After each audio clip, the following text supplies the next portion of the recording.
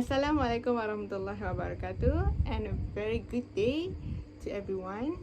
So my name is Ramzy and my metric number is U2002609. I'm studying about environmental studies, Department of Geography and Faculty of Literature and Social Science at University Malaya. Today, I would like to talk about a global crisis. As we know, global crisis is a problem that can affect many people at a time. So the global issue that I want to share with you guys, that I want to talk, is about air pollution and my experience at my home environment. So today, let's talk about air pollution. As we know, air pollution is a serious problem in many parts of the world. Over a decade, air pollution is one of the biggest issues that may happen in South Asia, mainly affected Malaysia and also Indonesia. So now let's talk about what is air pollution.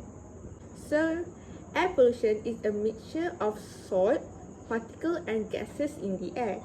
It is from a car emission, chemical from factories, dust pollen and mold spores that may be suspended as a particle. So what is really causes this problem? So it is due to a process of urbanization and rapid growth of the industrial sector, the increase in traffic volume and the expansion in petroleum and the timber sector. So this urbanization is causes from globalization itself. As we know, agricultural sectors is one of the main activities in Indonesia, as Indonesia relies heavily in export of agricultural products. So a long time ago, a farmer set a forest area on fire to clean the land for a new agricultural land.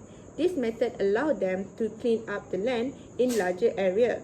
So in trade, the area suffer from air pollution as crops can be harvested faster, resulting faster and larger scale agricultural process can be done. Research and development sector allow the seed to be selected, resulting a faster growth seed to be planted and also studies a way to harvest a crop faster. With modern technology from globalization itself applies to agricultural sector, the farmer, however, prefer this traditional way to clear up the forest to make a new agricultural land. This is because this method considered is more cheaper and less hassles. So let's talk about the impact of this air pollution to Malaysia. So first is about our health. So small particles are dangerous to human because it can enter deep to our lung and even to our bloodstream. Since Malaysia experienced haze problems, so there was a significant increase in the number of patients that seeking treatment for eye problem, skin problem, and also some respiratory problem.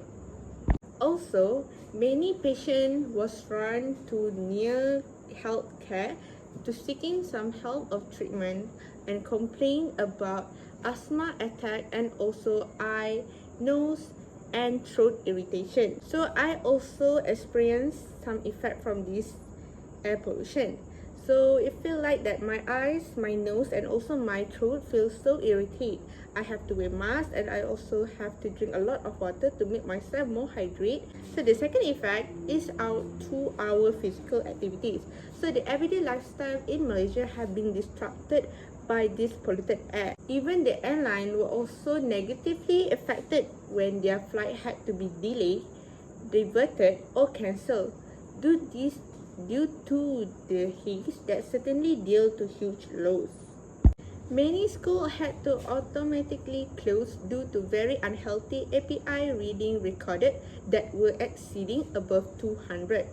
From my own experience, I also experienced when my school had to be closed, and it was very sad because we cannot see each other and we just communicate using some social media like WhatsApp and also Telegram.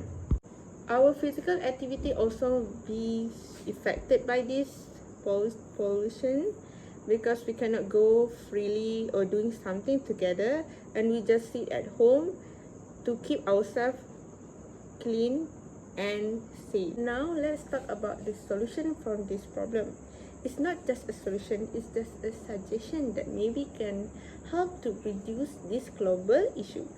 First is to be more efficient and timely sharing of information, especially identify the specific location and land clearance, hotspot and actual burning area, as well as the haze movement among the Asian member country, which will facilitate early detection and a change quick response and thereby help address the problem instantly rather than causes them to get out of control. So the second is the transboundary cooperation. It is important when natural resources and environmental spaces are shared. It helps to promote a better understanding and exchange of knowledge and concern between a neighboring country and learn to collective respond to shared problems such as transboundary haze pollution, allowing new opportunities of way of overcoming their common threat. So the third is strictly enforcing relevant law and policy pertaining to the fire or haze problem, streamlining institutional capacity and introducing more simplified procedure that change the cost effectiveness of implementation.